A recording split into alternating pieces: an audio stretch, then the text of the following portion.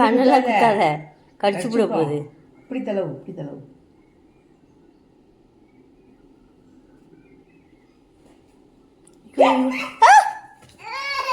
இன்றைக்கி காலைல அக்கா பையனை அழைச்சிக்கிட்டு சிக்கன் வாங்கலான்ட்டு கடைக்கு போயிருந்தோம். நம்ம வீட்டு வாசலில் ஃப்ரெண்டோட பூனை இருந்துச்சு. அது தடவிட்டு இருந்தாப்புல.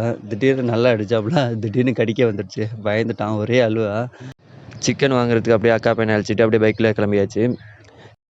தங்கச்சி ஹஸ்பண்டு, அக்கா ஹஸ்பண்டு எல்லோரும் வந்திருந்தாங்க. ஸோ அதனால் வந்து நைட்டு வந்து சிக்கன் செஞ்சு சாப்பிட்லாம் அப்படின்னு ஒரு பிளான் போட்டுட்டு இருந்தோம்.